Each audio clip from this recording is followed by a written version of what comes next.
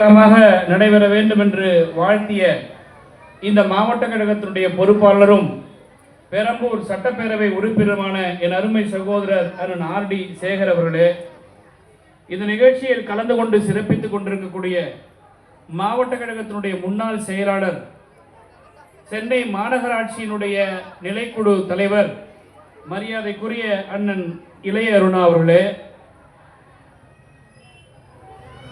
திராவிட முன்னேற்ற கழகத்தினுடைய தலைமை கழக செயலாளர் மரியாதைக்குரிய அண்ணன் மனோகரன் அவர்களே, தம்பி கட்பி சோமசுந்தர மூர்த்தி உள்ளிட்ட மேடையில் இருக்கக்கூடிய நிர்வாகிகளே, உரையாற்றி அமர்ந்திருக்கக்கூடிய அருமை சகோதரி நாகம்மை அவர்களே, இறுதியாக நன்றியாற்றிருக்கக்கூடிய வட்ட துணை செயலாளர் முருகன் அவர்களே, ரோமி அவர்களே, அன்வர் அவர்களே, இறுதியாக பரிசு பொருட்களை பெற வந்திருக்கக்கூடிய என் அருமை தாய்மார்களே, ஆங்காங்கே பொதுக்கூட்டத்தை இல்லத்திலிருந்து கேட்டுக்கொண்டிருக்கக்கூடிய அருமை பெரியோர்களே, வருகை தந்திருக்கக்கூடிய இளைஞர்களே, மாணவர்களே, உங்கள் அனைவருக்கும் என்னுடைய பணிவான முதல் கண் வணக்கத்தை நான் தெரிவித்துக் கொள்கிறேன்.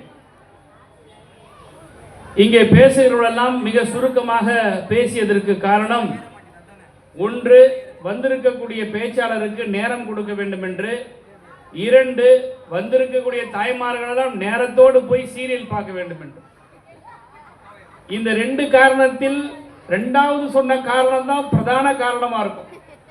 முதல் காரணம், வந்து பேசுறவங்க எவ்வளவு நேரம் பேசுனா எனக்கு என்ன, நான் போய் விட்ட சீரியலை போய் பார்க்கணும், அதுக்குள்ள அதை முடிப்பாங்களா, இந்த குடத்தை என் கையில கொடுப்பாங்களா, நான் இடுப்புல எடுத்து வச்சுட்டு வீட்டுக்கு போவேனா, இந்த கவலை தான் உங்களுக்கு இருக்கு. ஆனா இருந்தாலும் கூட 9 மணிக்கெல்லாம் நீங்க போய் ஒரு சீரியலை பார்க்கலாம். 9 மணிக்கு என்ன சீரியல்? சிங்கப்பெண்.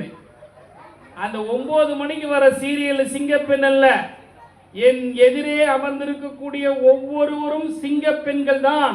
காரணம், முத்தமிழறிஞர் தலைவர் கலைஞருடைய பிறந்த நாளை கொண்டாடுவதற்காக எல்லா வேலைகளையும் ஒதுக்கி வைத்துவிட்டு அமர்ந்து கொண்டிருக்கிறீர்களே, நேரம் ஒதுக்கி இருக்கிறீர்களே, நீங்கள் எல்லோரும் எங்களுக்கான சிங்கப்பெண்கள் தான்.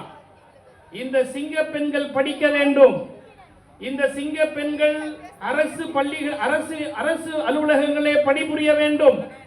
இந்த சிங்கப்பெண்கள் கல்லூரிகளிலே பேராசிரியர்களாக வர வேண்டும். இந்த சிங்கப்பெண்கள் காவல்துறையிலே உயர் அதிகாரிகளாக வர வேண்டும். இந்த சிங்க பெண்கள் பள்ளிகளிலே ஆசிரியர்களாக வர வேண்டும் என்று பாடுபட்ட தலைவன் முத்தமிழறிஞர், தமிழின தலைவர் கலைஞருடைய பிறந்த நாள் விழா. எனவே யாருக்கு பொறுப்பு இருக்கிறதோ இல்லையோ, இந்த சிங்க பெண்களுக்கு இந்த பொதுக்கூட்டத்தில் கலந்து கொள்கின்ற பொறுப்பும் கடமையும் இருக்கிற காரணத்தினால் தான் நீங்கள் வந்திருக்கிறீர்கள். உங்களுக்கு, இந்த சிங்க பெண்களுக்கு என் திறந்தார்ந்த வணக்கத்தை நான் தெரிவித்துக் கொள்கிறேன். கலைஞருக்கு பிறந்த நாள் கொண்டாடுவதற்கு 1000 காரணங்கள் இருக்கிறது.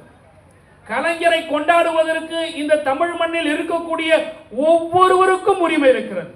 பெண்களுக்கு உரிமை இருக்கிறது, ஆண்களுக்கு உரிமை இருக்கிறது, மாணவர்களுக்கு உரிமை இருக்கிறது, இளைஞர்களுக்கு உரிமை இருக்கிறது, அரசு பணியில் இருக்கக்கூடியவர்களுக்கு உரிமை இருக்கிறது, பொது நிறுவனங்களில் பணிபுரியவர்களுக்கு உரிமை இருக்கிறது.